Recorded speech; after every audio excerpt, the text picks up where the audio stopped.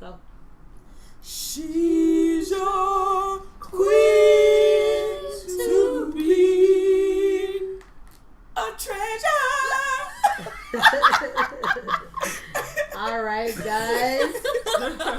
That's our choir on the mic. And you are tuned into Bleirdos. Bleirdos. Because we black, y'all. And that's weird. a fact, y'all. I'm black and you're black. Oh, It I was forgot. supposed to be we're black, y'all. Let's start over. We're weird, y'all. We Okay. never talked about this, y'all. Okay, say it again. I just want to catch y'all off guard like I was caught off guard last time. Okay, It was let's fresh try on it my again. mind last time. Because we black, y'all. We weird, y'all. And we're Bleirdos. We gotta work Okay, on yeah. this. Yeah, we'll work on it. We'll get it Next together by episode 1000. Okay. All right. But welcome to Bleirdos. I'm Ebo. Safi. Chris, And we have some wonderful guests here today. you want to introduce yourself? Yeah, I'm Ike. I'm Funmi. Funmi. Cool beans and We just shorten our name. yeah, we just like, we just like I mean that is shortened, right? Funmi Yeah. is shortened, so there we go. And Ike Mine's is yours not. shortened? Okay. Oh, It's so already you short. got the shortened version. Your mama was like, do people ever call you Eisenhower? What? Never. Why? The president. That's His- where Ike Ike comes is from. short for Eisenhower. Oh. I'm like, I don't Dwight. The I don't same get way it. Bob is short for For Robert. Richard. Oh. Dick is Dick short is for short for Richard. Yeah, almost. It's okay. We don't. My dad's name necessarily- is Robert. And I have twin brothers. They call him Bob.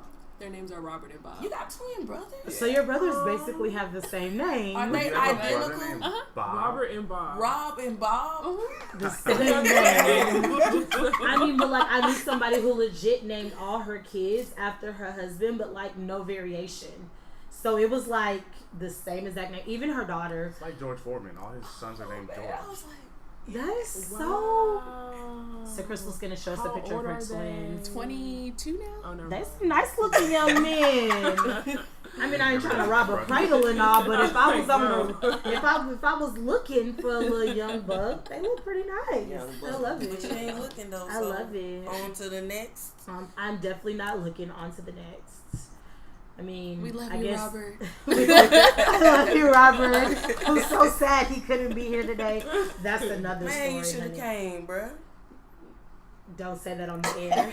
He wanted to come. That was the topic of pillow talk last night. Weirdo. You didn't let He's him come? definitely it was more than that. He was a little bit jealous that I didn't ask, but I'm like, I think you have one token, and if you use it now, you can't use it later for something more serious. So do you want to use it now for Black Panther is our topic today? Do you want to use it for Black Panther, or do you want to use it for something else? And I mean, like, I didn't phrase it like that, but that's pretty much what So I you're said giving in him an short. ultimatum. No, it wasn't an ultimatum. It's like, do this or else. No, it's like, what do you want? I gave him a choice. But I guess he didn't want to take it because, like, he kind of brought it up, like, why I didn't get invited to the show. But I just think I had something else in mind for him, and I didn't feel like he should use this token on Black Panther. I felt like he would be fit better in something more serious and, like, ethereal and But you're speaking for him. existential. I mean, yeah, I do that sometimes. That's what's good about becoming one. One of us has to do the speaking. So you're saying we're only good for like Black Panther, not Yeah, serious? conversation. No, I just Ooh. think that, like, Oh, no. but the topic of conversation was Robert, not you guys. No. For him, I feel like he would work more for like a more existential topic. He's a little bit more serious in nature. I don't even know. He is and he's not. You know, so there you go. Like, it's a hard category, and we need chemistry for Black Panther because it's upbeat and fun. So I just felt like you guys were upbeat, fun, and bleared as fuck. Compliment. Yes, you know it. You know how to take a compliment. Some people. She looking at Ike and I are still unpacking issues. No, we're fine. We're not. We're fine. We're fine. We're fine. Yeah. Okay, we're fine. Ike and I are fine. But judging from that comment, I just feel like maybe Funmi is more glass half full. Maybe Ike is stop. I don't know. But today's topic is gonna be over Black Panther, guys. Are you guys excited? Yeah. I'm excited. Woo! I'm excited because I was real excited watching that movie. Yeah. The 2 times I watched it. I Oh, so saw- you did. 1.5. I'm sorry. One. One 1 to 10. 1.2. Yeah, like 1.2. Yeah, you watched like 20 minutes of the first movie. Yeah, the first time I went to the hours. movies. Okay, we were sitting there, and then I forgot what part we was on, but the lights came on in the movie. So one of the movie people was like, yeah, someone just walked out with a bag. He came in with 2 big bags, and we think he left one, so we're going to check his seat to see if the bag is still there. So the lady that was sitting next to him was like, he's sitting right here. They figured out he did not leave the bag, but I'm like, hold up. How the fuck did you get in there with 2 big ass bags? First of all, second of all, where are you with these 2 big ass bags? Yeah. I don't care all right. as long as they not So we get up, we go out, get a refund and a free ticket to come back. That's what I used to come back the next day. Oh, But I think I would have just got a refund. I got a refund and a free ticket. I don't know if I would have went back there. Oh, I went back, and here I am. We're you. They didn't continue the movie after they. They did continue the movie. Oh, But they didn't. I didn't feel the movie comfortable though, saying did it. No, they stopped it and they started back. But yeah, after something like that, I would have left too. No, they started back from the same part. Oh man, they didn't want to let y'all get that beginning part again. Huh? No. Wait, what was the problem? I don't understand. The guy, they thought he had left a bomb or something. I guess. Or something in his something in his bag bag. that he left He had there. 2 big bags walking in the movie theater. But I'm just trying to figure out snacks. I just want to know, like, was he white? Yes, he was white. Cause like if I came in with a big bag, of course they would be like, "Are there snacks in there?" Okay. And the answer would be yes. Yep. And they wouldn't let me That's walk the through. reason I'm taking a but he big got to bag bring to 2 the big movies. bags. It probably was snacks.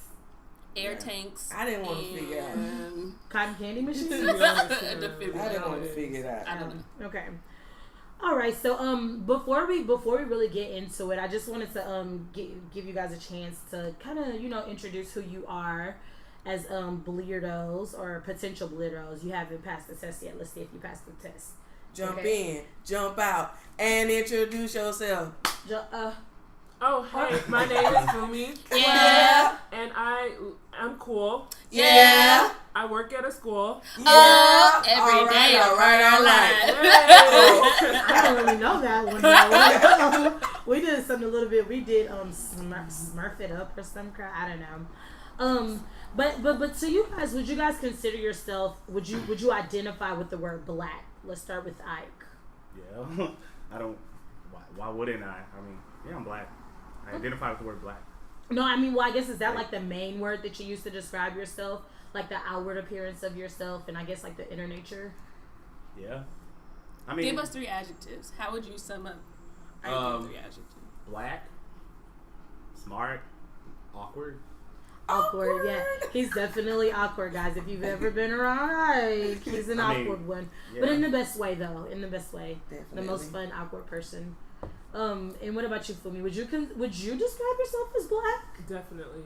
Okay, yes. Cool. Tell me about it. Just simply because, my own, I guess, introduction to being black was from my parents being Nigerian. So they kind of like taught me their culture and stuff. So whenever I think of black, I think of like being African for me. So it's like then I think of like my being immersed within like the African American culture as well. But like when I think first of like when you say black, I immediately think to being like Nigerian African, stuff like that. Good shit, good shit. I love it. And what about weird? Would you ever use weird to describe yourself? Let's start with you, Funmi. I guess people have used that to describe me. I don't know if it's been in a good way or a bad way. I've never asked them to follow up. Like, what do you mean by Funmi is so weird? You should ask I just smile and just laugh it off. But I guess in that sense, I am very weird in that I'm very into myself. Like I am very I guess introverted in that aspect of knowing like what makes me laugh, knowing what makes me cringe, and I don't really like care how it comes off to other people. So people may look at it and say, "Wow, that's kind of awkward."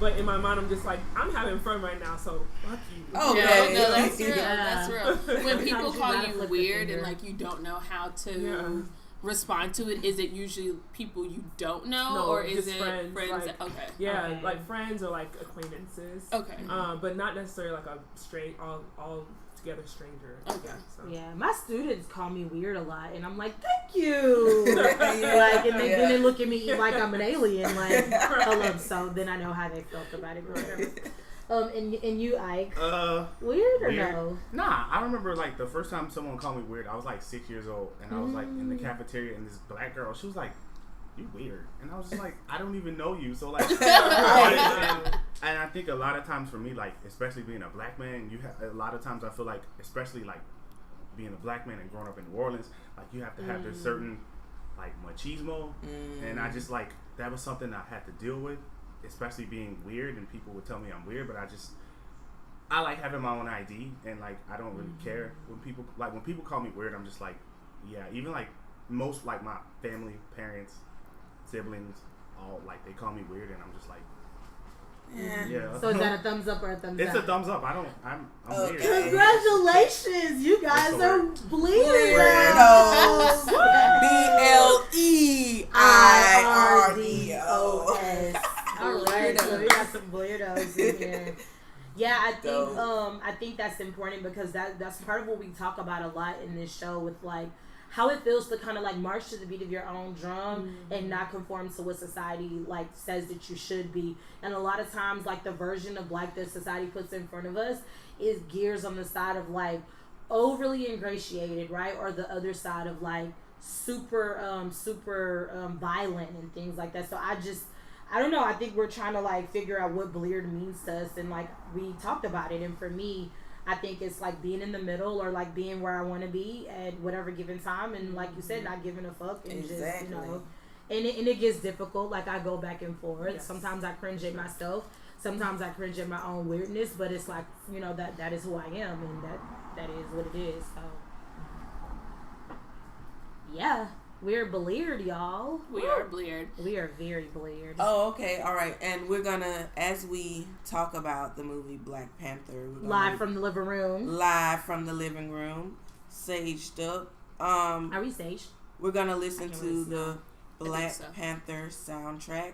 Ludwig Göransson. I don't know how to say this. How you say this for me?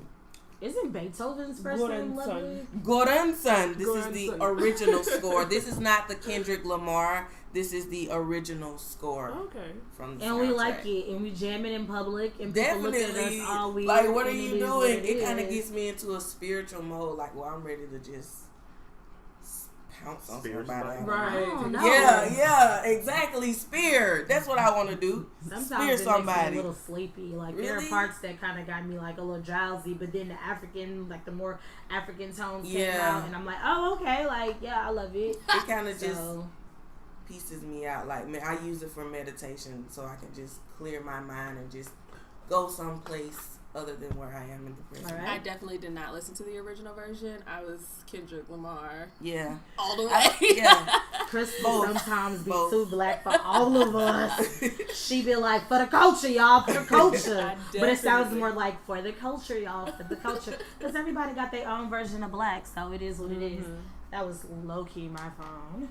But that's cool. Alright, so let's see. While Safi cues the music for us, I want to start with the first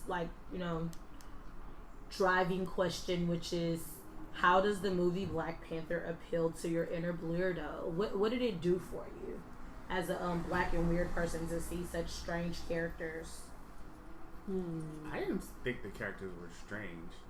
And for me, it's like it was just like some black people being heroes and shit. So I was just like, and I don't even like the whole Marvel X-Men comic book Spider-Man shit, but it was like some black people and a black hero and a black character living in a black land.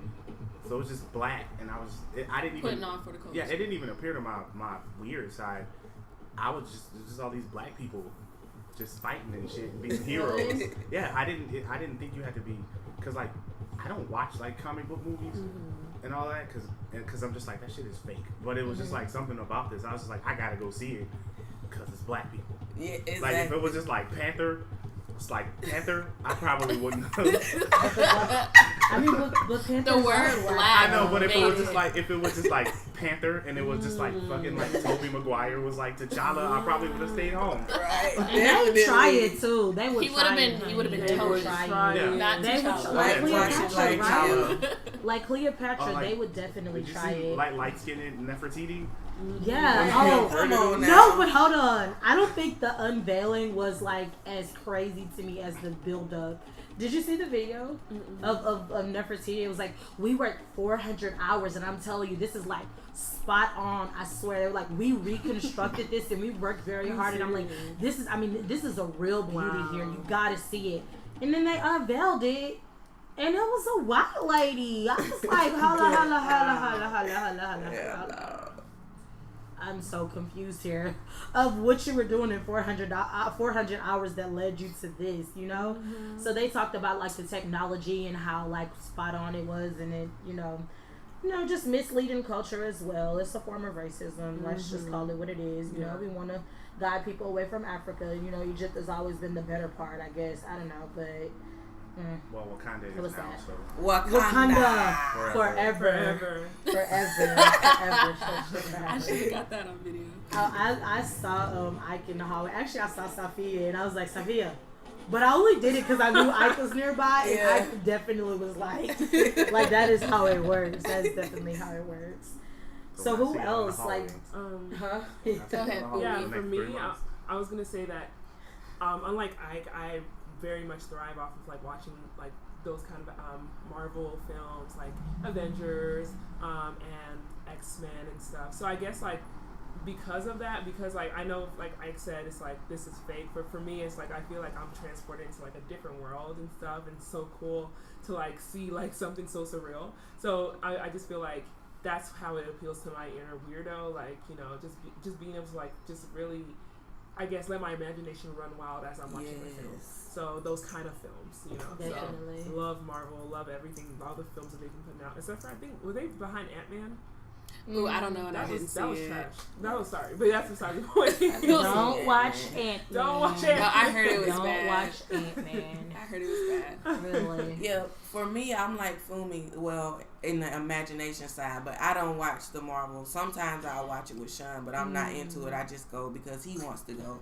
But it fed my imagination just, or you see this scenery and then you fly through on this plane, I don't know what it was, spaceship or something. Yeah. Like, these are the aliens that I've been waiting on to come and abduct me. Okay, you know Erica. what I'm saying? Wakanda. Right. These aliens.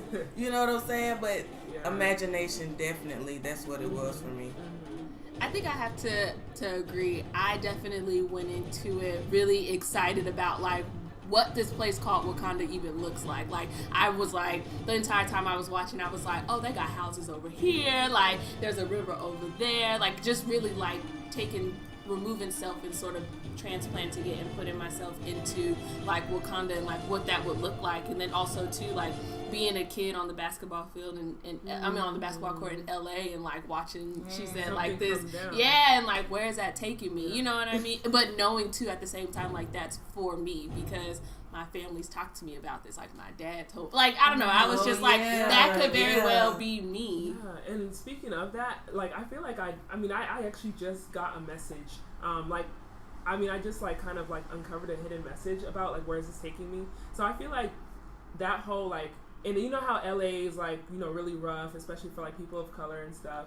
I feel like that kind of like machine coming down and it's like could potentially transport you to a utopia for Black people. Yeah, and it's like that's so cool. You know, it's just like taking you from like the struggles to like somewhere that, you know, everybody can like kind of live in a sense equally or live, you know, in a better life. So I thought that was cool. That was like a really cool message. I just like realized it. Yeah, I think that was like the whole entire movie in itself of like, you know, bridging the gap. And so when you asked earlier before the show what I mean by like I forgot what it was that I said about diaspora, but I think it's more like that. I think the whole message of the movie itself was like this connection of like the diaspora back to the continent. It was like a love letter or whatever, welcoming people back. I always call it like this love letter because there's overlying question of like, abandonment and like love or whatever, and so like the love for his father very much was symbolic to me of like our love as Black people born in America for like the continent itself. So whenever I'm talking about that separation by diaspora, that's exactly what I mean. And so for me, like when I think about the characters, and like I think I'm opposed to like I felt like they were very strange. Like I felt they were strange because I don't necessarily see Black people represented like that in film. And so like there are so many naysayers of like don't depend on white people and all this, but I never see Black people represented like that. And it's like, why do our kids always have to be so tough and so hard? Like we do teach our kids of the hardships, but why can't they imagine themselves being nerdy Black girls who are like super into STEM? Like there was nothing like there was nothing wrong with the images. I feel like the images were beautiful because we want our. There were a lot of there were a lot of people against it and the representation. And I love the characters because I imagine a carefree world for my kids. What were they saying? Like, some people were just like, don't teach your kids about superheroes. Teach your kids about historical figures, like real figures and things like that. So just this idea that like Wakanda was imaginary and like, I think so for some people it was too imaginary. Like it was too imaginary. But the thing is, like, before white people came to Africa, why couldn't have Africa been like a Wakanda? You know what I mean? Well, I think that's very interesting because, like, back to the strangeness of the film, like when I saw Wakanda, it reminded me of like the Arab Empire. Like it reminded me of something like way far back. 80s. Yeah. No, like BC, like very well. I don't know even if it's BC. I have to think about. You're a history buff. Maybe you know this. When was hunter gatherer time? It was BC. Okay, so BC. So like I just remember like reading about the Arab Empire and like the waterfronts and like the bridges and the places where people tanked and like the architecture being like super duper complex and things like that. So I just know there have always been things like that. So even a lot of people looked at it as like futuristic, but I looked at it as something from like old world that has been sort of diminished in time.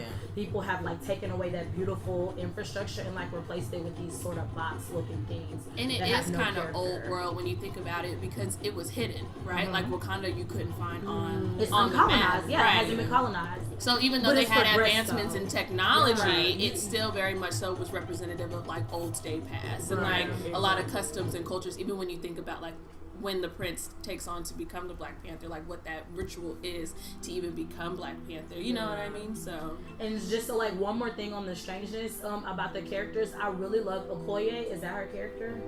Yeah, like when she takes off her wig. Oh yeah. Women don't do that in film. No. Women are like so prissy, and so when she took off the wig, I feel like she was taking off this like colonial stereotype that women need this hair and it needs to be straight, and she was like, "Fuck nah, like that ain't me." Like plus she couldn't fight with that wig on her head anyways, right? I mean, that's different from women because women are traditionally fighters. Women are traditionally frail, you know. So she very much like invalidated that stereotype and was like, actually, like this is who I am, and I feel like for me, beautiful. she was really like Wonder Woman on steroids. Yeah, She was. No, I don't even know she was Wonder Woman on steroids. I feel like she was Wonder Woman on herbal tea, like spiritual Wonder Woman. She the Wonder Woman before she was colonized.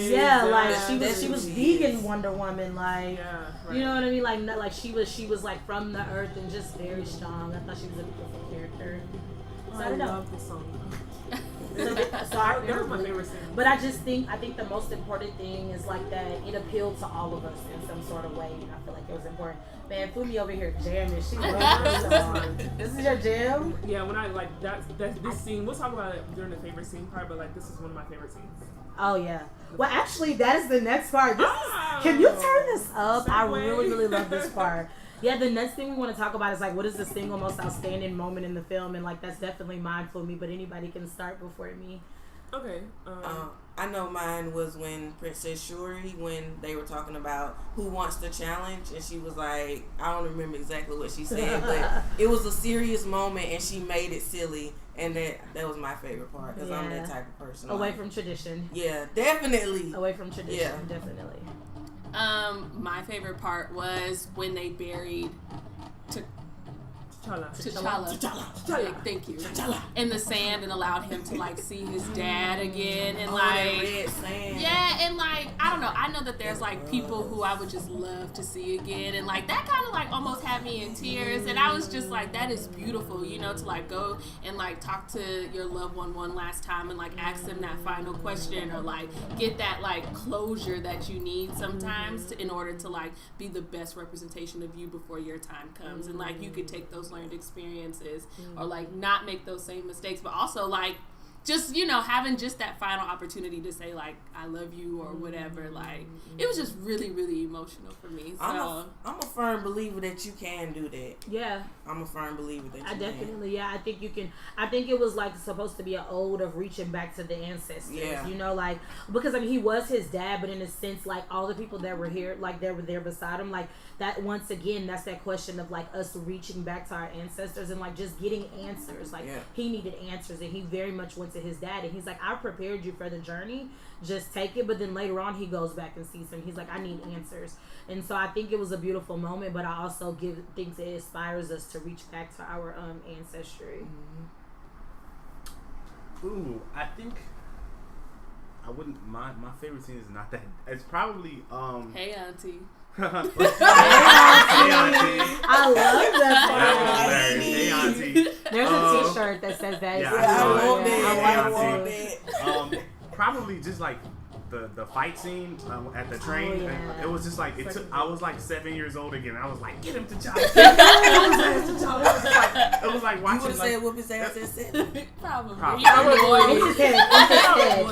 No. It was like watching Leroy and Shonuff. It was just like so like it was just like I was like this watching like a 7-year-old again. It was just like cool to see like a black superhero, even though the bad guy was black too, but that doesn't. But it was just like two of these like they both had like powers. You know what I mean? Like they're just powerful. Yes. And they were just fighting, and it was just like you just rooting for the good guy. Like I was like 7 again. You could have been rooting for the bad guy too. I was rooting for But was there a good guy and a bad guy? Out of just in my mind, It was just a hot head and a level head. Yeah, so it was just like hot head versus level head. Yeah. And it all really depends on the way you look at it. In terms Definitely. Of like, well, just like according, like he was the villain, like the good guy versus the villain. Excuse me. Yeah. So I was, he was the protagonist, and I was rooting for the protagonist. You were rooting for T'Challa. T'Challa. Yeah. I keep saying chinchilla. He essentially wanted to destroy Wakanda, like the implications of what he was going to do. So I mean, when he destroyed the purple flowers, they ain't got no more. He killed the I flowers. think they had some burned the flowers and preserved. Well, they have to. They took one, like But then they but maybe they didn't burnt match the up all other of it. ones. That was the garden. He burnt the flowers, bro. You can't. He burnt. That was a garden. We didn't see what else Wakanda had to offer. Well, he burnt that garden. I don't know if those were all the flowers, but I just. But it was symbolic of him wanting to continue his reign forever. So To be continued.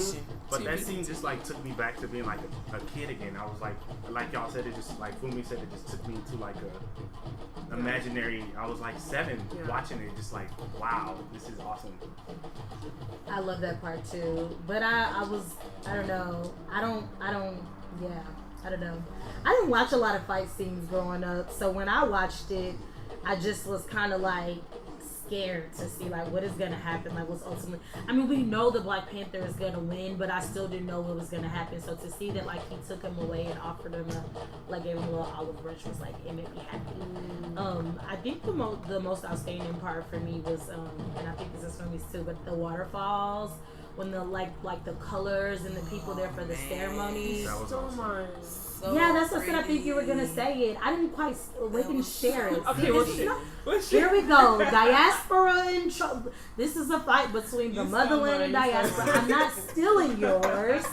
We're sharing it, Funmi. We're sharing it. I don't know if I want to share. Look, just like you heard her, she's like, I don't want to share. Yeah. Just like they don't want us in Wakanda. Exactly. Real talk. They don't want us exactly in what Wakanda. I mean. We want to go to Wakanda and so they don't bad. Want us there. They don't want us they there. Don't want us there. The motherland and diaspora at it again. Not trying like to bridge that the at all. gap. I'm just salty.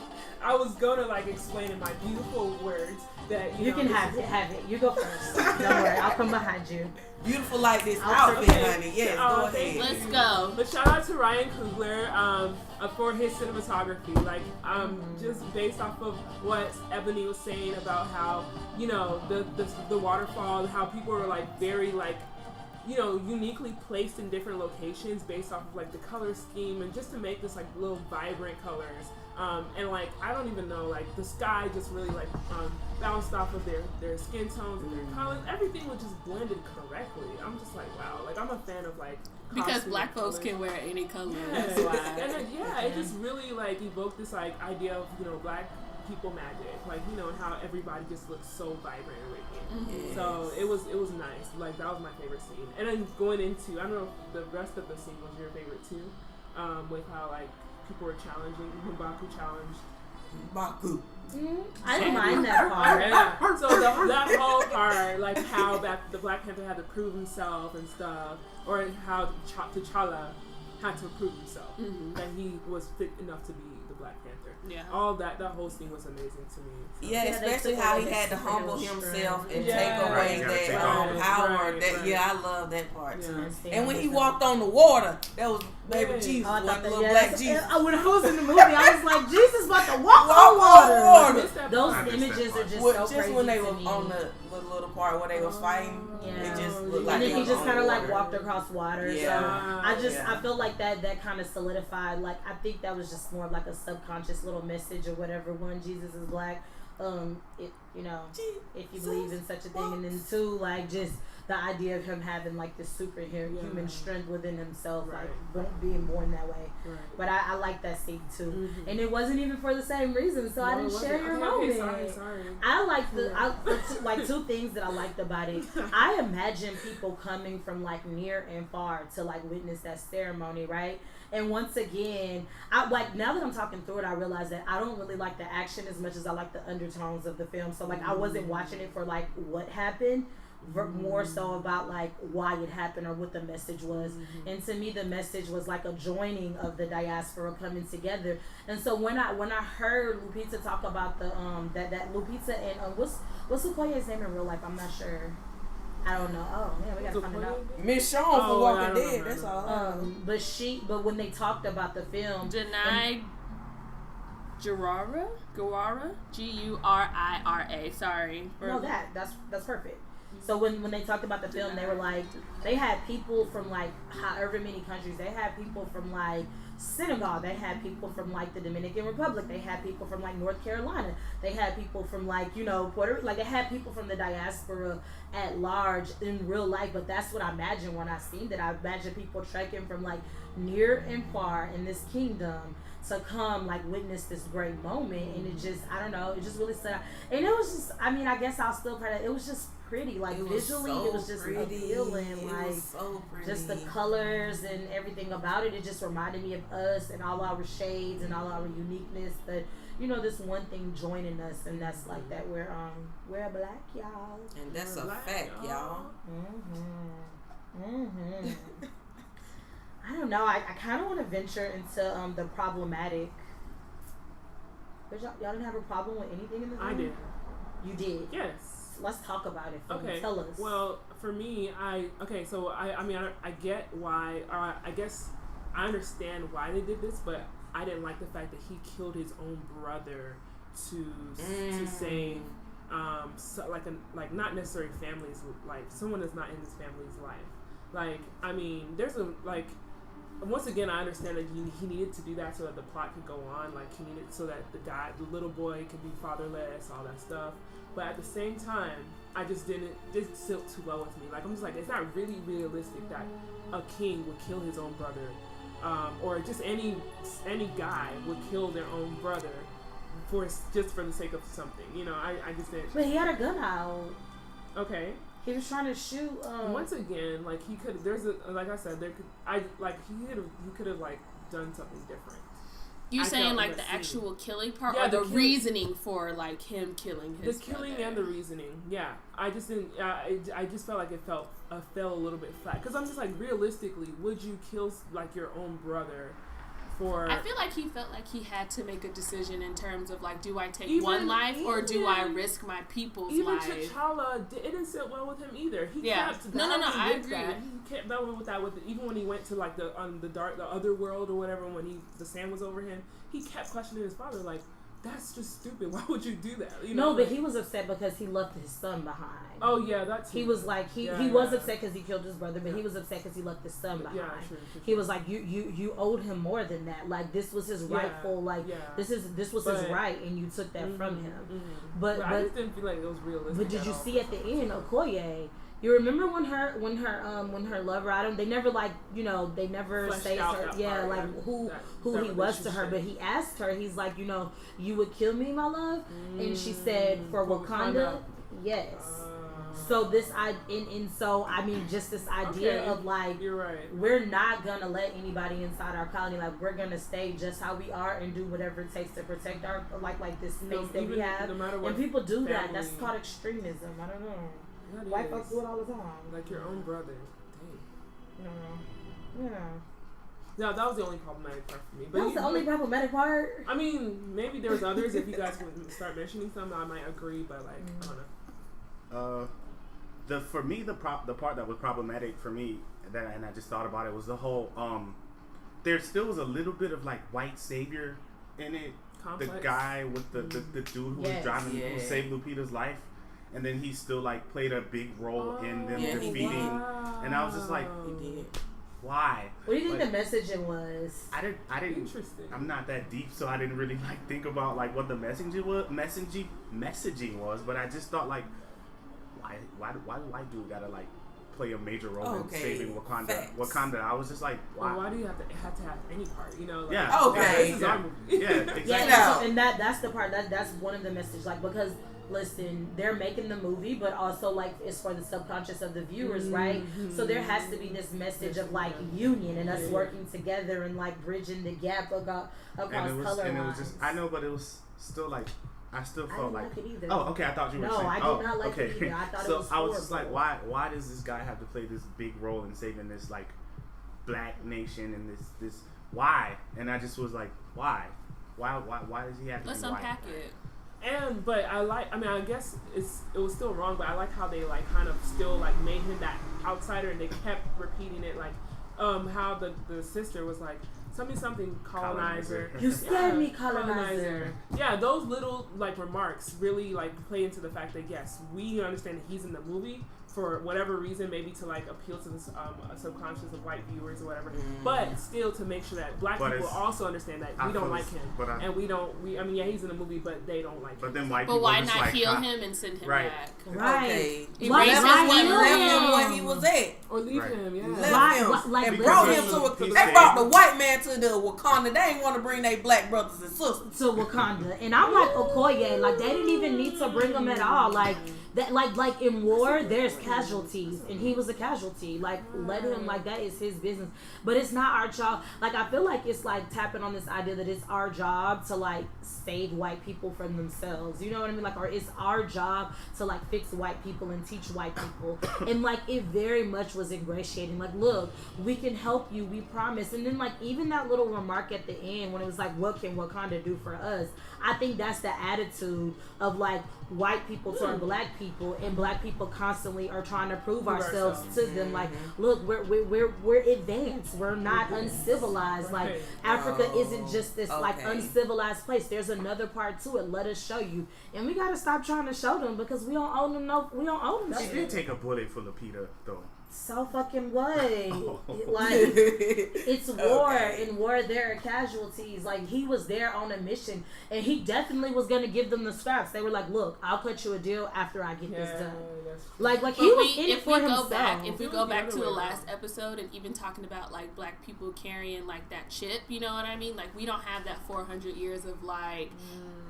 Of being considered being equal with like white folks, right? So like him being the white person is like our bargaining chip in the sense of like even coming to the forefront to even stand at the podium in front of all these other white countries to say like this is what Wakanda has. You know what I mean? So like it kind of goes back into that like we need.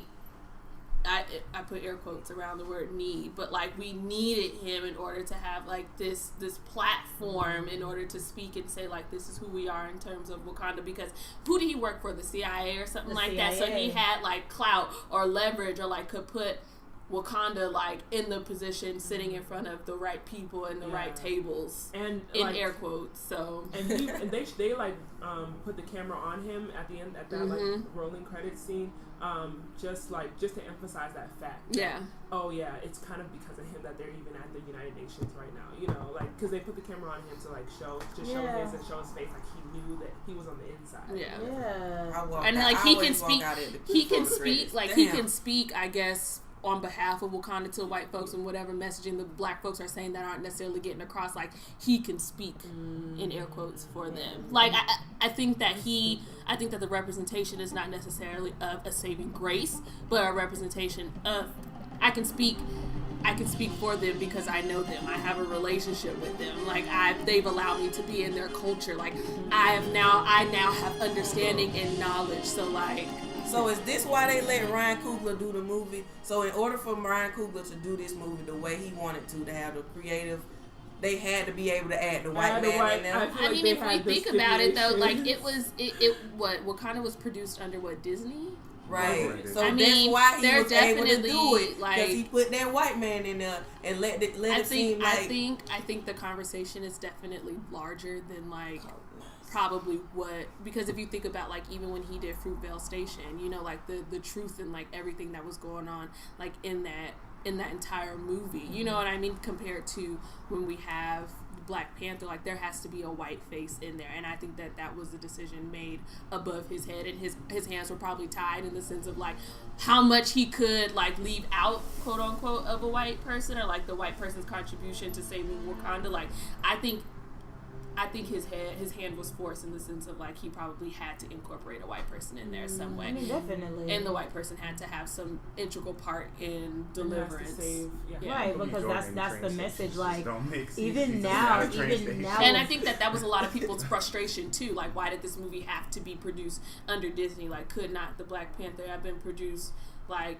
And I'm gonna say like independently or like by like a Perry studio, like a Tyler Perry Productions or something. You know what I mean? But I'm throwing no. I'm just saying that as like a black. I'm just saying that as like a black production company. I could have said anybody, but I'm just using that as an example. Like, why couldn't it have been produced like under some other company? But then again, it goes to like money at the end of the day. Would the movie have been? Would the movie have been good if the budget was cut in half? Right. A third? Of course, because we're magic and we make everything great. But would it have been as like intricate? Probably not. You're right. So I don't know, but I 100% agree with that it definitely was forced. That, like you said, like the white man had to be there to serve a role, or like that. Well, I think that's the response actually. Like the white man had to be there. When I saw him, I just felt like okay, they wanted to just appeal to the wider audience. They had to because that's what sells. It can't be too white people, listen, they have to feel like, you know, we are on your side. And I'm not saying that all of them aren't, because some of them truly are on our side. But the ones who are on our side do not try to speak for us. They do not try to speak for us. They understand that we have a struggle, you know what I'm saying, and it's ours to have. Mm-hmm. And so they just, it's definitely, they need to be side by side. That just reminds me of the mainstreamness of Black Lives Matter. It's like, the picture has always been coexist, like everybody come together versus like us get our own shit together and like figure it out. And when we have something to bring to the table, kind of like you said, you know what I'm saying, then we're all right. Mm-hmm. I don't know. I didn't like that part at all. I feel like he should have stayed outside of the Wakanda. I was like, what kind of shit is this? What kind of shit is this? They done brought the white man in. Yeah. The part that I didn't like was the part when Eric Killmonger, although he's handsome, but I didn't like the part when he destroyed the purple flower garden.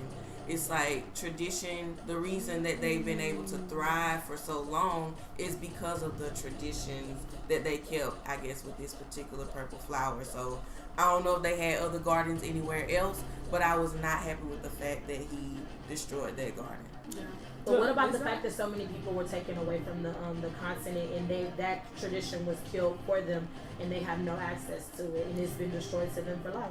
Yeah, I don't know. Yeah, I agree with you on that, but I was just saying the part that I didn't like in the movie was that he, first of all, purple is my favorite color, and second of all, why did you have to destroy this here purple flower? So if it was green, you wouldn't. And then, I want to raise this question. I don't know, it might be a little triggering. But do you think that kind of like speaks to a bigger rhetoric of like Africans feeling like, you know, black people make like come in and like destroy a culture, not respect the culture, or not respect the culture. Definitely, you know, like they just like view something and like, or like, you know, like they view it and they don't understand it, or they don't. That's why they don't want to. But that's why education is key, right? And like exposure. But even as my Dave explained, Michael B. Jordan, that this is something that we've been doing for years, or this is something that, you know, is part of our something. He still said, forget it. I'm the king now, or whatever, and all this stuff, and he just destroyed the flowers. So even with that education that he got or understanding, he still didn't really. But he was acting. Like, he was acting out of like anger and revenge. Yeah. But did y'all hear what the colonizer said? That's what he was trained to do. Yeah. Go in there and destroy. Yeah, go in there and destroy. And I think when you relate it to what we're going through now as black people, the way we've been quote unquote trained is by being separated, and can't none of us trace our roots. So it's like we have no way of like going back and like figuring out what the culture is. So what do? We take what we want, and do we do what we want? Because what else can we do? You know what I mean? Like we don't have that connection. We were kind of put out. So when you talk about he's acting out of anger, that's where the anger is. It's like, look. Y'all don't even claim us barely. You know what I'm saying? We don't know nothing. Like, I know as a black person, I have a lot of anger because of diaspora, because of the culture, because of that separation from the motherland, and not like in so many ways questioning who I am, and knowing that my culture is formed out of scraps in a sense. You know, a little bit of here and a little bit of there. It's more of like a mulatto type, not even mulatto, like not pigeon, but what's that word where it's like not like a Creole type of culture, you know, it's like a little bit of everything, but nothing quite definitive. Right. And I love it, and I embrace it, and it's beautiful. But I love it because I have no other choice, and I have to reconcile with that. So he was like, you know, acting out of anger. He was acting out of anger. Yeah, definitely. He's definitely a hothead. He was my favorite character. But can we be mad at that though? Nah, I wasn't mad at him at all. I wasn't mad at him at all. I was just mad that he chose not to heal in the end. I feel like healing is key, and I feel like that was a horrible message to send to black people. Like when he says, like, I'm not gonna heal, bury me in the sea. I'm like, nigga, you tripping. Like, you need to heal. Like, healing is key. Heal. But then it's like, that's a very crucial point for like that conversation about black people and stuff, because he says something key at, like right after he says he doesn't want to heal, that he would rather like go in like the water than to be in bondage for the rest of his life, you know. And it's just like we really have to, like, sometimes we're always having to choose of, like, you know, whether, you know, even us being here, like, we're not necessarily like physically in bondage, but it's just like we have this like mental idea of like having to, you know, live up to some kind of standard every single day, having to like always confront like ourselves versus like the white space and stuff. So I just feel like that message was what he was trying to, like, you know, get. So when he buries himself, like, is he burying this idea that he's going to be connected to Wakanda, or like in our case Africa maybe? Yeah. Or, you know? I mean, just, or not connected, or the opposite of, like, if he stays alive, then, or if he dies, then he's going to avoid having to be connected to anything that he doesn't want to be connected with. Like he's reconciling. Like exactly. Yeah. Like, it's crazy. I didn't think about it that way, because I feel like all of us are still in like this hearing Actually, let me stop lying. I think Safi and I had that conversation. Remember when I was talking about it was some outfits that we were talking about, and I told you, like, I'm in this really crazy space of like that weird culture vultures. We're culture vultures in a sense. Like, we want so hard to be connected back to Africa, but we don't know it, and we need to realize that, like, we're never gonna know. Like, it's an inkling of a chance that we will really know, like, where we came from. And so like just this idea of embracing black culture, like I just said, and like burying all that. So we kind of had that conversation before, because I was like, I don't want to wear certain things. Like, I want to stop trying to like be so traditionally African, because there's no way I can figure out like where I fit in that mold. So maybe I have thought about that and didn't realize it. I don't know. I also think too, like, Killmonger knew that he was not gonna leave Wakanda alive when he, like, even I say that because, like, he had this plan pretty much his entire life to go back to Wakanda and do what he needed to do, but it may have never been a situation where he planned on ever necessarily leaving Wakanda, whether alive or dead. You know what I mean? Especially if he had came up, especially since he went to war, and pretty much what he was a war maniac, you know what I mean? And like he built himself and bred himself and trained himself to either kill or be killed, you know what I mean? So to go into a place and to cause destruction, or to take over, do what he needs to do, but not necessarily like leave the same way he came, you know what I mean? Breathing, essentially. But the part that I didn't like was I wanted more like with T'Challa's father, I wanted more of a background in the sense of like where this claw guy came in, and like I felt like there was something missing. I felt like it was talked about, but it wasn't explained. And so like even when I thought about it leaving the movie, I was like, I don't have a true understanding or connection outside of like they took the vibranium. But like, first of all, who was the person that, like, I get it that it was his brother, but like, what was the relationship? Like, how did these two people come together? I get it, like his brother was in LA, he saw like what the black folks were going on through there, but like the connection just didn't mesh for me. It didn't seat well. It didn't like mold for me. I don't know. For somebody's like, I've heard that there's like some Marvel film where everybody is together at a conference and there's this split and something happens and that's when his father dies. And so I in another movie, the plot is there. So like for people who are in the universe, the Marvel universe, like there's connections between. Yeah, the it was plots. in the credit, and they like at the very end, really? they talked about that, like Captain America, Black Panther, be with so Captain America's shield is made of vibranium. Yeah, so there's a connection in the universe, but at the same time, in the universe, at the same time, I felt like got that vibranium. Because they healed same him. white folks get everything. Yeah.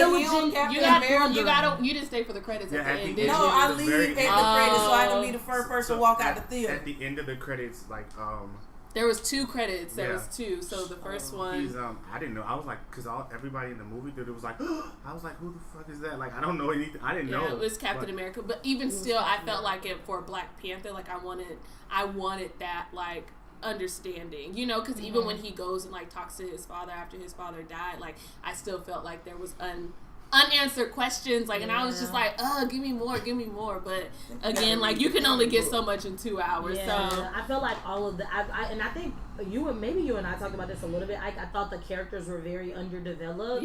Some of them were developed a little more than others, but in general it was very much like, let me give you the story, let me give you the timeline, here's what we're working with. And so that I felt that way through the movie too.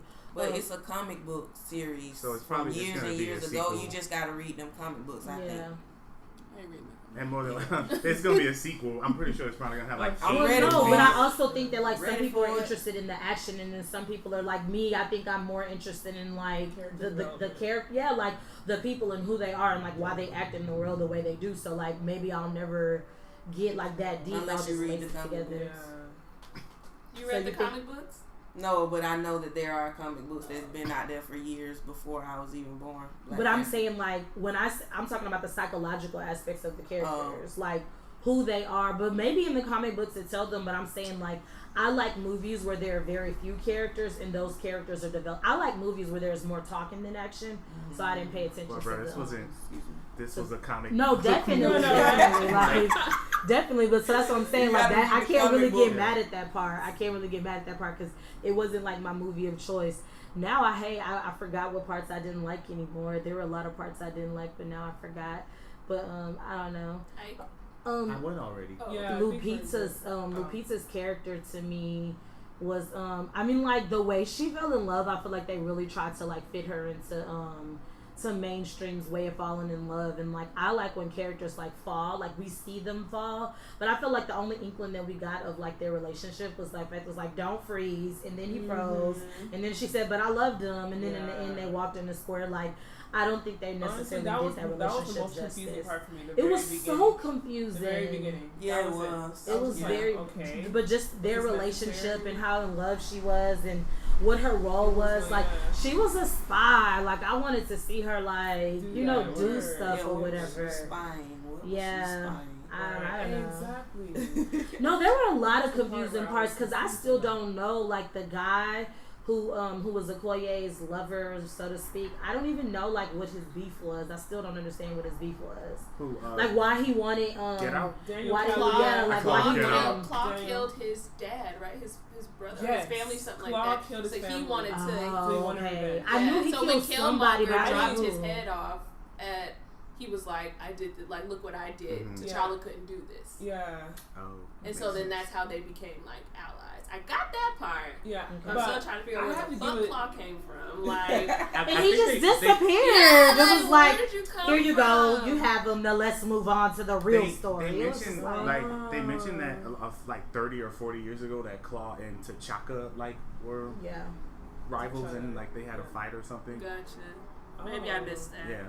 Something, I don't know. It was very glossed over. This is one of those movies you have to watch 2 or 3 times. It's Movie just for like context clues. Twice. I was gonna say that I didn't catch the Daniel Kaluuya part about the Get Out guy about what his beef was until the second time watching it. So you're right. You really have to like if you do watch it a second time, then that's when you start really understanding. Like, okay, this is why he felt somehow. You know, it's hard to catch everything on the first go. Right. Just because of how like we were talking about, the movie felt a little rushed. Like there were some parts where they didn't really flesh out, or some parts that they fleshed out a little too much. Like the M'Baku scene and them going to the up to his that palace, that beautiful palace. Yeah, like I feel like that part could have been shortened a little bit. You know? Yes, and I don't even like snow, but I was like, ooh. I just liked his character. I just liked his face. No, he was great. Oh no, that's what I was saying. Like he's beautiful. Like I don't mean. Let me stop saying his character. I liked him. Like he was just. But I like how bold he was. Though he was the only person. He was the only person willing to challenge, and then it came back around. He humbled himself and he saved. Yeah, he definitely was willing to save. I love the women in the film. The women soldiers, or just all the women. Period. Okay, yeah. And like the underlying message of woman was very powerful. Yeah. What you get? From Definitely. At the very end, or not close to the end, when the Get Out guy bowed to the lady. I thought that was very. Because the black woman is God. Yes, it was a nice, Wakabi. Great. What? The guy's name was Wakabi. Yeah. Where he like it was like a nice conversation of like women politics within like this patriarchal like matriarchal society, if you will. So I thought that was pretty cool. Like how that he had like it's like everything was caused by that guy. Like almost everything. Like the Get Out guy, he pretty much was kind of like mastermind behind it. Like because he was a hothead. Yeah. But then it's like he humbled himself at the very end to a woman. So it's like he coming from this very like macho guy to like you bowing to a woman. But did he humble himself to his wife, or did he humble himself to a warrior? That's a real good question. I think just the reality of the male and female relationship. Like they've given this image that women are meek, they clean, they take care of the babies, but in reality, behind closed doors, the woman and man are making those decisions together. But the woman is really pushing the man, you know what I'm saying, to make those decisions. And they had those two types of women in the movie, because the mom, she really like gave off those vibes of like, I'm kind of me because I need to be taken, like you need to like, I mean she had this like aura of respect and stuff, but that was it. It wasn't like it wasn't like the warrior aspect like you see with the other lady. But I just thought that was it. I think to piggyback off of that, I think there was a certain level of esteem and respect he held her to, because remember when T'Challa and Wakabi were together at Wakabi's like farm, and she called and they both like looked at the phone at the same time, but they looked at each other like, oh, it's for both of us. Like I think that like there's still like this level of like respect and definitely just like honoring probably her position as being the leader of the warriors too, to coupled with the fact that like that is his lover, and like he has to accept both of those roles at the same time, and like he could not be by her side unless he respected her as this warrior and as like his lover at the same time. Like he can't separate the two from her. Like she is, because at the end of the day her responsibility is to Wakanda, is to whoever the king is, and like he is gonna fall second to that, you know what I mean? And like her next responsibility, if you want to throw in there, is did I already say Wakanda? Yes. Oh, okay. Well then, like he falls like falls next to that, but still knows like his place. I don't think that like he challenged that because he too still had esteem within the nation as well too. Like he was still on a very much so even playing field. So I think like they're vertically, like they were probably along the same lines. There wasn't one above the other. I don't know. She had like giant rhinoceroses bowing down. I mean, like she held a certain level of like esteem within like her position, and like if somebody was gonna step to her or be by her side in any way, be a love interest or anything, like they were gonna have to respect that or get your nuts chopped off. Period. Like you can't challenge that. Yeah, definitely. I'm thinking back to it, and when he bowed or whatever, like what exactly did that signify? And I think it signified a lot of things. Like one, he realized like he needed to like step down a notch. Like he realized what he was really up to. But in a sense, he really was kind of rogue. You know what I mean? He was going against what he should have been doing, which was like following her command or whatever. So I think he realized his place. And I don't say that to make it seem like he's like weaker, but whatever. But like Wakanda was first. I don't think that I don't think it showed a level of like weakness weakness at all. Like understanding, like very much understanding of like this is where I belong. Even before he bowed, he looked around and saw what he had done. Like the camera like panned around like to show as if he was like viewing it through his eyes of like everything. So he did everything we wanted Eric to do. No, but it's so crazy because then I wonder like what like about black women. We're always like cleaning up the mess. You know, like do you ever feel like that? Like personally, do you ever be like black women? Do you ever think that black women clean up black men's mess?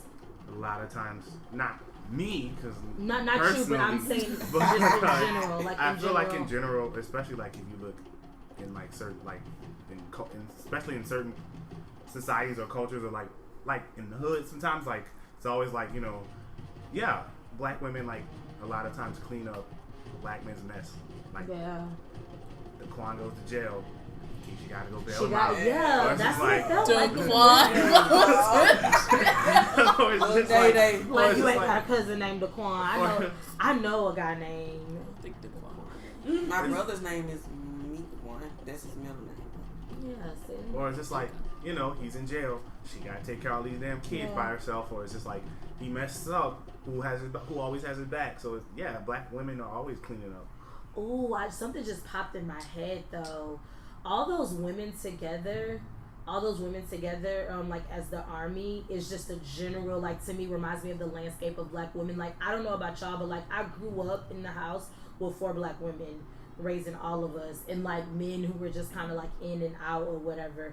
And so like they were our warriors, like they were our teachers, like they were our fighters, they were our army. They took care of everything. Like when you said that, like symbolically, maybe it loosely connects, but I definitely like imagine like I mean, we grew up in a house full of black women. Like I don't know how many other families were raised by like a group of black women who just kind of had to get it done, even if it wasn't in the house. But like you go to your grandma, you go to your auntie. You know what I'm saying? Like it in a lot of situations. Well, I don't want to say in a lot. I won't generalize, but for me, I definitely grew up with a like army of black women, so that was super like symbolic for me. I love seeing those black women in charge. Like they were amazing. I'm sorry. Yeah, just the scene when it was the South Korea. It was a fight scene, but it was just like Shuri plus she was driving the car, and then like Lupita was like in the car, and then like Okoye was on top of the car, and there was just like these 3 black women just like getting it done, just killing me. Oh, the trinity of black women. I love it. I love it. And then when they were doing the challenge at the very beginning, Black Panther had his women warriors behind him, and M'Baku had his male warriors, but they was ready, like they didn't back down. No, those women were beautiful. I mean, like the single most like outstanding part of like the fights was when the black women they put the shields. That's why I keep doing like this. You remember when they put the shields together and they kind of trapped the Killmonger or whatever? Like that part to me was like the power of sisterhood and like what it could do. You know what I mean? Like the power of women, like the interconnectedness of women. Like it was beautiful to me. It was like, and it was like a little star. I don't know. It just reminded me of like a star kind of like. just light coming together. I love that part. I love that part. And Killmonger, he didn't care. Like, he even killed one of the warrior ladies. Yeah, he did. He killed his old girl who kept the flower for him. Yeah, that was super duper problematic. Yeah, that was super duper problematic. The way, like, she was really just like a piece on the chessboard for him, like in pursuit of his goals. Like, she was a pawn or whatever. She wasn't Wakandan. Yeah. Well, she wasn't Wakandan, but the light skinned girl. Yeah, I remember. Yeah, was that still was worthy nonetheless. I think she knew her role though too, like, because even at the end she was like, "I'm sorry." Yeah, you know. So I don't know. I think like he's like, "I'm sorry too." I forgot about that. Yeah. Like, okay. Yeah. I was mad. Wakanda kind of low key pissed me off though. Yeah. How? Well, because I felt like it was so selfish and so unfair for them to like hoard all their gifts. Yeah, there you go. Let me just be real. Let me just be real. That's the harsh reality. They don't want us. Because that was the next thing. I'm like, what characters do we identify with? Say us? When I think about the character that I identify with, is Killmonger. And when I don't have a tattoo on the inside of my lip. Yeah, it's Killmonger, and Killmonger to me reminds me of like black people on that ship. You know, like he represents the whole. So I think of it as like a love letter between like Africa and the diaspora, and Killmonger represented the diaspora. So when I say us, I mean black folks who just kind of have been over here. Like, we have a friend in common, and if he's not here today, so I won't say his name on the air, but he always like makes fun of me because of my wanting to like connect to the culture, and he's always quick to tell me like that I'm not one of us. I put that in quotes, like, yeah, but you're not one of us. You know, like, that's always the message in our conversations, and it's very clear, like that I am not one of you. Like, I am not African, in that sense or whatever, or in a right. You know, I'm like some small version. Funny enough that you mention it, I kind of saw it in an opposite sense of how like the whole movie, in a sense. I mean, you're right. It wasn't very like. It wasn't nice and like cookie cutter in a way. There was a lot of like, you know, very sharp edges, but I feel like it really connected the two like cultures, like black and African. Like with Michael B. Jordan going to Wakanda, I thought that was like pretty, like something that hasn't really been done before, or done in like a cool way. Like the last times that those happened was like the Coming to America movie and stuff, and like before, or like I don't know of any other films that has done that, kind of like try to connect or bring those two cultures together. But this one did it in like a very interesting and cool way, and like I thought that even better than like other films past. So I thought that was like a cool thing, you know. So, and not necessarily something that I found it to be like problematic or anything. So. But I think at the end, like Wakanda recognized that there is a need to embrace, or and Well, and I say that because when they went back to LA, sure, they were going to open it. He bought back the projects that his uncle was killed in, and was like going to start a program, you know. And it's like, do I believe that Wakanda should just like raise the veil and let everyone come in? No. And I say that because we always talk about protecting energy and protecting like our space and making sure like we're doing things when we're ready, right? It's not just one person making a decision. Like, this is going to ultimately impact other people that he has to deal with. And when I say that, like other nations within Wakanda as well that also have to get on board, and that's not something that can be done overnight.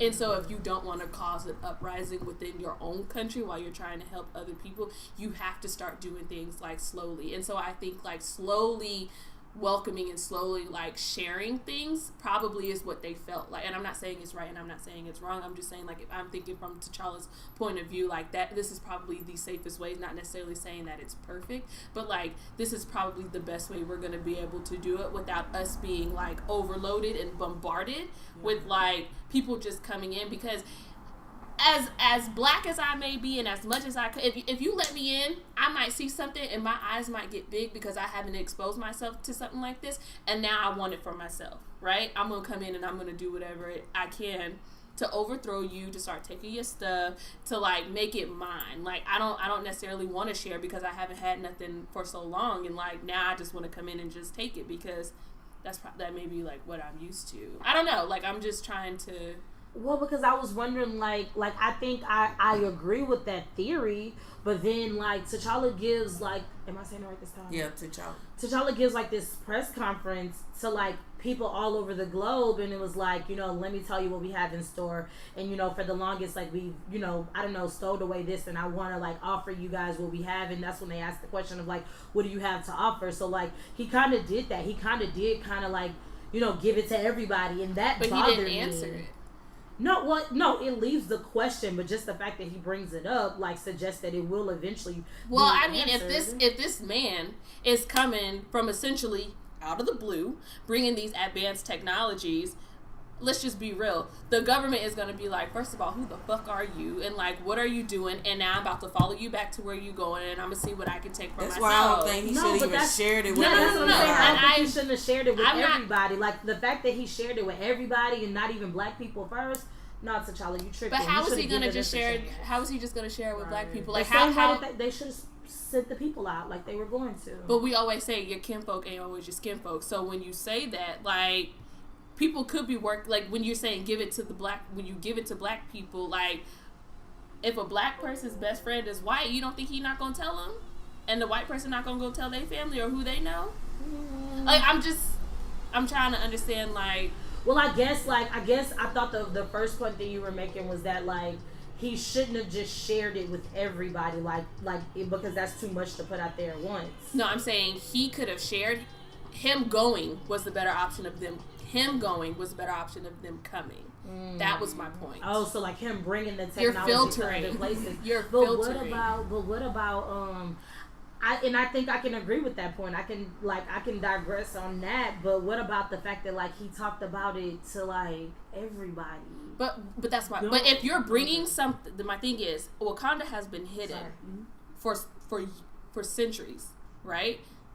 Yes, people know it exists, but it's kind of one of those things that like you don't talk about. It's just like you're there, right? The CIA knows about it, this, that, and the third. But you don't necessarily like ruffle too many feathers. It's like we let you do what you want to do as long as like you abide by our set of rules, right? Mm-hmm. So if Wakanda is coming and they're saying like, here I am, I'm about to provide these resources for these inner city kids in LA, people are going to be looking like, who are, like he politically, because he's still political at the same time. His father was political. Wakanda is still political at the same time. He has to step out and come forward and say something. Why though?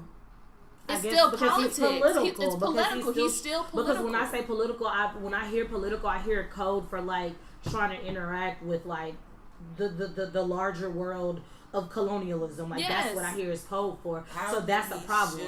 I don't think he should have. And I'm not saying that he should have. I'm saying because he is political, that is the reasoning why I believe he felt like he needed to do that. It's a matter of saving face. It's his bargaining chip. Like and that's what I was getting at when I first brought it up and when we were first talking. Like this is his bargaining chip. Like this is what he has. This is why that white man is probably quote unquote like a part of Wakanda, all in air quotes, y'all.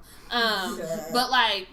It's a bigger picture at play that we probably don't have concept knowledge or the exact understanding of like why, but I think that like for me that's the best explanation I can give why he went out there on that stage, on that podium, and was talking to those people. Yeah, I'll take it. Like paradoxically, I get it, but at the same time, I don't agree with his politics. But I get that he's political. And you're not going to agree with everybody's politics. Yeah, you create a black utopia. Like there's going to be stuff, and there's going to have to be decisions made that people aren't going to agree with. Period. I thought the most interesting. I just wanted to read something real quick. 10 valid criticisms of Black Panther. Now I'm not going to read the 10. I was like, but it's Michael Harriet Negus. Negus Negus who read. So the 10th one was there was a white savior in the movie, and it wasn't the CIA hobbit. Nah, it was actually T'Challa. All right. So he said that he loved the movie, but he said he's still wrestling with the movie equating the liberation of all black people around the world with T'Challa's ultimate answer, which was doing some community service work in rec centers. isn't that the whitewashed version of revolutionary? Yeah, it is. So that's why I didn't agree with that part. That's why I was like, but you gave it to all these people and like before we even got a chance. Niggas who read NEGUS who read.com, Michael Harriet, 10 valid criticisms of Black Panther. I didn't like it. I thought it was so like whack to me. Like we ain't even got a chance to figure out who we are yet, but you want to like I'm sure it wasn't The Hobbit. But I think one of the most interesting things that I saw in the movie was when it starts off and they focus in on Wakanda, because you kind of mentioned this, Chris. When they focused in on Wakanda, it looked like this third world country. So they kept saying, but what does this third world country have to offer? And they go through the veil or whatever. So it looks third world on the outside, but it's actually not. I feel like that was a really like strong message to the world at large, that like Africa is not just what you see on your late night TV when somebody's saying give to these poor people. And people don't realize Africa is a continent. It's not a country. It's vast. It's large. It is super diverse with ethnic groups, with people, with like ventures, and like we cannot just think of one image of Africa. And so they did a very beautiful job of like opening people's eyes of like, this is what you see on TV as Africa, but Africa isn't necessarily that. Like, how many of you really, really know what Africa is? Mm-hmm. And not very many of us won't. Chris will know really soon. You're going to Africa, right? Mm-hmm. South Africa. April. So Chris will be able to give us more of an image. But I haven't been to Africa, but I'm not so ignorant to think that I know Africa. Like, I don't know Africa, and I'm very much aware of it. But I know it also isn't the TV. I read a little. Okay, I read. I mean, I read a little. I don't read like a whole lot. I was just saying opposite. I felt like you read more than a little. Nah, but I think like I'm not an expert yet. I'll get there though. Okay. I'll get there. She's not an African scholar. Yeah, I know. Yeah, I'm gonna be there though. But it's funny, Chris, that you say that, because I feel very embarrassed to admit this. When I first wanted to like study, first of all, I want to study I want my PhD to be in anthropology, right? But at first, I really just wanted to do African American studies. I was like, I don't want to know all that old stuff. Like, what is the point of that? None of that has anything to do with me. So I would go to the museum, just like Killmonger did, and I would see all these artifacts. But like, I didn't know nothing about this stuff, and I would just like kind of breeze through that because I felt very disconnected. And now all I want to know is like the beginning, like the pre-slavery stuff, like all like all that. And so, yeah, I'm not an African scholar, but I definitely realized how ignorant I used to be. I definitely used to be the Charles Chestnut versus Langston Hughes, right? Charles Chestnut, Langston Hughes. I don't know who that is. Yeah, I was about to say I don't know Charles. I know Langston Hughes. I think it's Charles Chestnut. I think another awkward moment for me in the movie, or throughout the movie, was like, I did not feel like there was any chemistry between T'Challa and Nikita. So I felt like it was really awkward and like, and I say that like, not even necessarily their characters, but just them and their body language, like when they were together or like in a scene by themselves, like it just didn't feel like the attraction or like the chemistry was like there. I think his name is something broken up at this point. No, I'm saying even when you like it. When you think of like just the is that what y'all were getting at too? That what? Were you talking about no. You talking about Okoye? No. I'm talking about T'Challa and Nikita. Yeah, Lupita. That's what I was saying earlier. It was like the only thing I knew about it was like, don't freeze. And then he didn't. No. I'm saying on camera chemistry, period, was not there for me. And like even for her, you're right. I just felt like if she was in the scene, if she was not in the movie would have went on. And I don't like characters like that where it's just like fillers. Yeah. No, I agree with that. That's why I felt like she's supposed to be a spy, but like, what did she really do? Yeah. Like, they could have took her parts out. Even her, like, no, because her leading the family to the guy, it was just like, she didn't do anything great besides walking. The sister could have did it too. She's STEM. She's a STEM major. And she has GPS and everything. She's like, I gotta go back and save them, but she didn't really do any of the saving. You know, like, but I'm just speaking of like their on-camera chemistry, like in general, like even digging deeper outside of like the characters and like just those two. I just didn't see the chemistry. No, I agree with you. I was just this is awkward. I guess I was just thinking about Forrest Whitaker, Wakanda making his eye better. Because it You wasn't gotta lazy. leave his eye alone. Young Even- Forrest had a lazy eye. Young Like Forrest had I a wanted to lazy say eye. that on purpose, but I'll tell They you had that was to like do yeah, that of course. on I was like, purpose. Young Forrest That's has a a lazy signature. eye. That's a style. That's a signature look. So Like, it's lazy eye. So Forrest Whitaker, if I pull him up and look at him today on his Instagram, is his eye gonna be lazy? Yes. Yes. But how did they get his eye not to be lazy in the movie? How? It wasn't No, not It was lazy. It Maybe was. the makeup. It was a picture that I saw, and his eye was not lazy. Maybe it was the makeup. And lazy They eyes, corrected it like in the sometimes picture. they get unlazy. But and Forrest they decide Whitaker to do eye ain't like something. It's that been though. lazy since like Yeah. Jason's lyrics. No, well, I mean, Yeah, like exactly. maybe the picture was of him looking up, and it might the angle No, might in the have movie, looked alright. you said in the movie his eye was lazy. No, Young Forrest had a lazy eye. But old Forrest, I think his the eye elder, was He his still eye- I had don't a lazy remember. eye. Lazy eye. bruh. Somebody. Stop. Like maybe it's the angle. He still had. I promise you, he still had a lazy eye when they were in Bruh, I the saw a picture. He ain't when have they no were in the lazy eye, garden. When they were in the garden and they were talking, his eye was looking that way. bruh. So on the waterfall. I was like, hold on, why is she making this voice? And then she just landed the joke. I knew something was coming. She's like, well, we were in the garden, and he was looking that way. His eye was lazy. Definitely. No, so, but no one really said. I'm the only one who said what character I agreed with, that I identified with, and that was Killmonger. Well, that's because you just threw it in there. Like, Well, tell us. you just tossed it in there. Yeah. I like Forrest. I like Forrest Whitaker. I was wondering that earlier. Like, was that your character? Because you asked about his name. Zuri, yeah, I did. I like the healing aspect of it, and I just liked his wisdom. I think like everything that Zuri, everything that he had experienced up to that point, and like it made him the man that he was then. And I think like he tried to be a better person to T'Challa because of what he witnessed with his uncle, and like especially like after his father died, maybe he felt a sense of like I need to protect you. And I think about like my own relationship with my brother and sister, and like realizing that like our parents aren't going to be there for forever, you know, and like trying to be like a wiser older sibling to them, and like really like figure out the best way to embrace them, but yet still like let them live.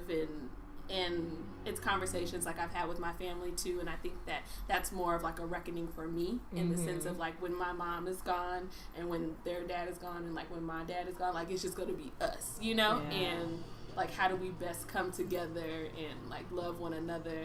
How do I help you grow but still like respect the boundaries of like you are still an individual person? Like I still want to heal you though and pour into you, but I don't know. Yeah, I think I see that in you though. You always talk about. I didn't realize that was why, but you do always talk about like you're wanting to be there for them and wanting to be like kind of like I don't want to say like a mother figure, but more like a matriarch or a figure. So I can see you like stepping into the role of matriarch, like when when everybody else before you goes. Yeah. And that's beautiful. That's what big sisters are for. I don't have one, but I'm sure like that's what they're for. I think so. I don't know. I don't have one. Oh, yeah, I do. I have one, but I don't know what they're for. You don't know what they're for? I mean, I have one, but that was so shady, Loki. I don't know what they're for. I mean, like, I don't know. I don't. My sister and we're not really close or anything. You middle? I'm the Because middle. of distance? I'm the middle too. I'm the middle too. That's why y'all weird. I think probably. So why you weird? Are you the middle? Are you the Why you middle? weird? Yeah. But I feel like out of all of us, like Crystal is the closest to conventional. Under the surface, like there's no convention there, but like she can pass. You pass pretty well, but like I does not pass at all. Really? Am I that weird? I think it's awesome. I mean, I I know- hate it. I hate it because I mean like just on a personal level, I feel like sometimes it comes off as like something else to other people, and that's the most that I can say. But I feel like you don't pass, but I think that's great. Like I don't think you should pass. Safi don't pass. Funmi don't pass. As what? I mean like as conventional, I guess. Oh, yeah. Got my own ID. Huh? So I got my own ID. You got your own idea. I love that. I like when you that. say I like it too. I'm definitely gonna use I must that. have Got my own What you ID. doing? What's I wish you guys could see the look on her face right now.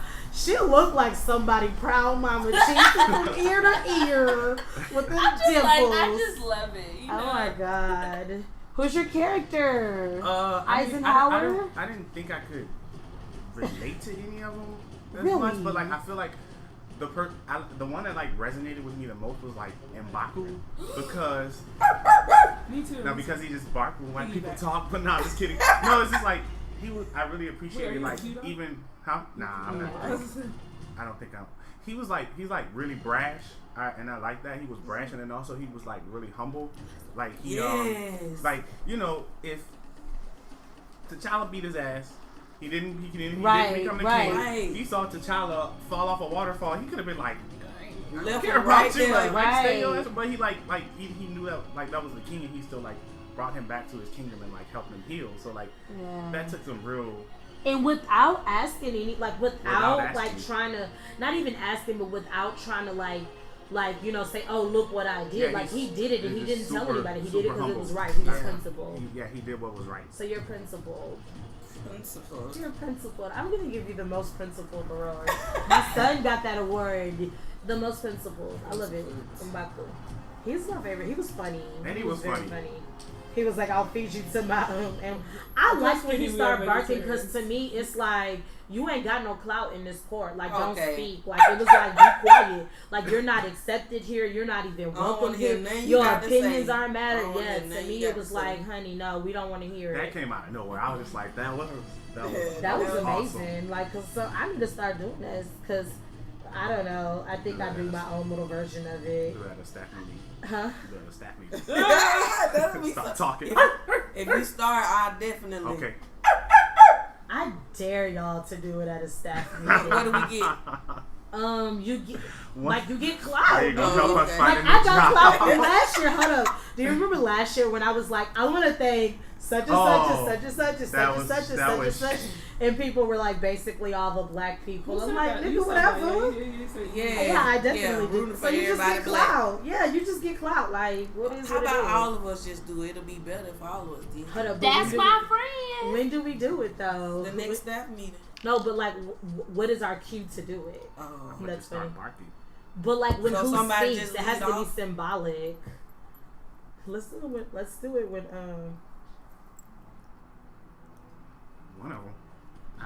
Hold up, did you say? Yeah, I think that's a good one. That's a good one. Whatever. Let's stop planning our attack online. This is alright. Yeah. Okay. What about you? Who do you identify with? M'Baku, sure. Okay. I can't even think her name. Michonne from Walking Dead. Okoye. Yeah, because she's a boss, but she's a warrior. You know what I'm saying? She's definitely down for her cause. So pretty cool. She definitely stood in her truth the whole time. Like she never wavered out of that any Especially when she put that wig on. Like, come on now, this too much. Let me go. But she was even saying that when they walked into the club thing, she was like, "Do I have to like?" I don't know. She said exactly like, "Do I have to wear this?" Or like, "I don't want to wear this," or something like that. Yeah, that's my girl. Yeah, I like her a lot, but Killmonger, just Killmonger. Like if I'm being self-aware and I'm thinking about like who my real self is, my real self is more like Killmonger. Because I know I'm still like in the struggle of trying to figure out like where I fit as a black person. I don't want to be Killmonger, but I know I'd be like trying to tear up some shit like. But you know, it is what it is. I knew you would say Killmonger. Huh? I just figured you would. I mean, I said Killmonger a long time ago. I said at the very beginning. I figured. But I don't. Oh, like before we had this conversation, you just think like when you watch Killmonger, you was like, he reminds me of Ebony. Low key, yeah, like for real. Let me hear about it. No, just kind of what you just said. I don't really need to. He's Do you not see like me as troubled? No, not troubled, but like not. I'm not a system person. Oh yeah. I mean, I try to follow systems. I don't know why I just told that lie. Let me just quit lying. Yeah. So I mean, just to kind of close things out, like, what would you like to see happen next? Like, what would you like to see if you were to see like a follow up? What would you want to happen?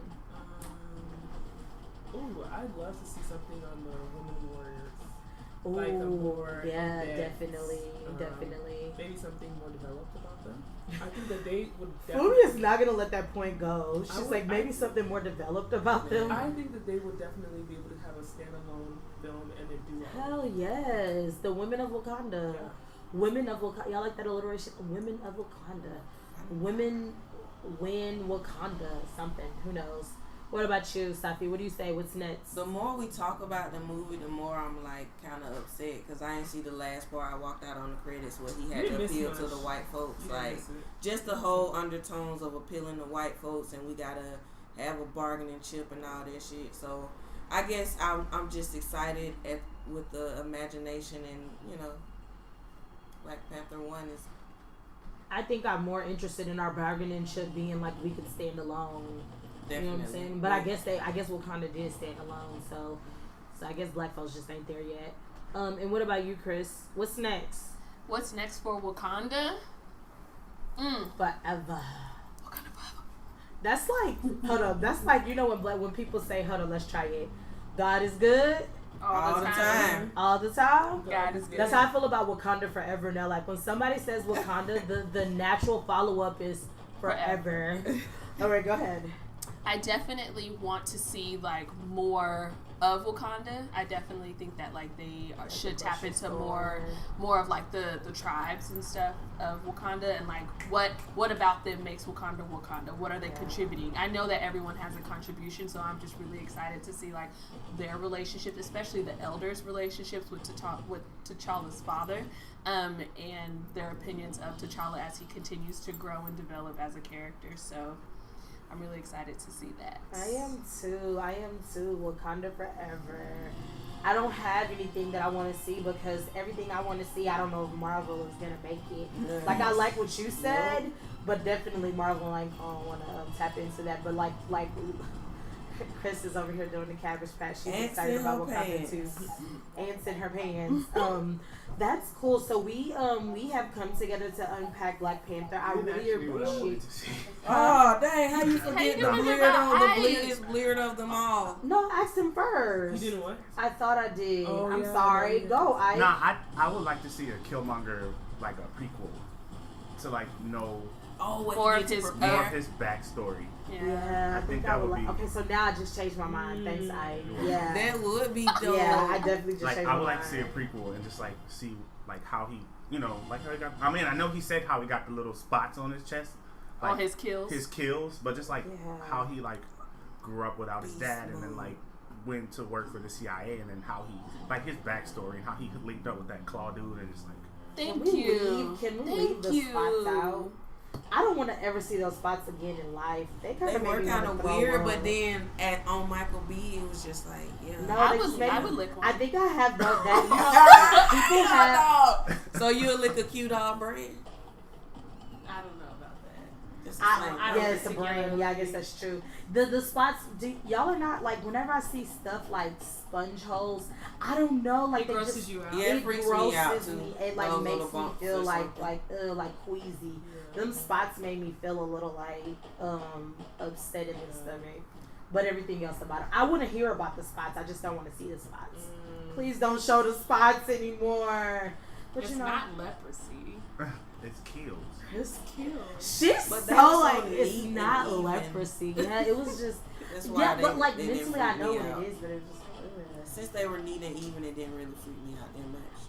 And then it was Michael B. It was kind of like chicken pox, like uniform. Yeah, like it was just something strange. Like that's what I'm saying. It was just so strange. I wonder how far down they go. Let's ask him. I need him to drop those pins so we can see. Sorry, Ike. Sorry, we won't get into girl talk. It's fine. Not.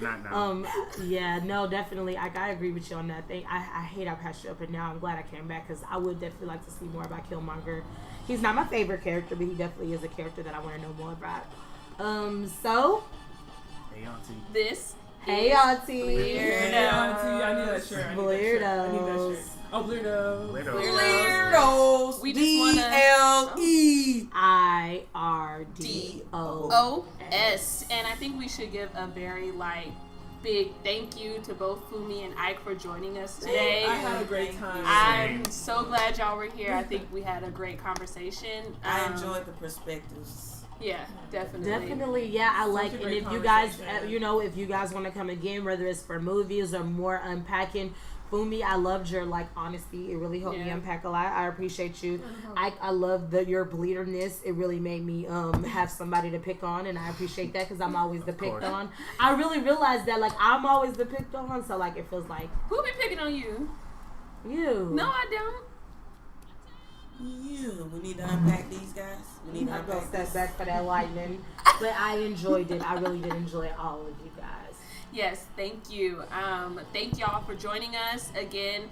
If you stay weird friends. I was gonna shout out our social media. Make sure you follow us on Instagram, Twitter, Facebook at Bleirdos, BLEIRDOS. Thank you for tuning in. Stay weird, friends. Listen to us on SoundCloud. SoundCloud, or you can get our link on our Instagram page. But definitely stay weird, friends. Peace. Peace.